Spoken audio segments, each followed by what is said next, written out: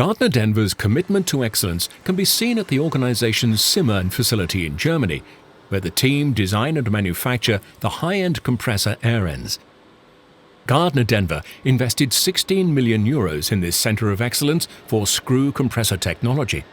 An airend is the heart of a compressor, and therefore it is critical that it is manufactured to the highest possible standards. Every step of the airend manufacturing process, from the initial design, research and development, to the engineering, construction and final testing, is performed from this dedicated center of excellence.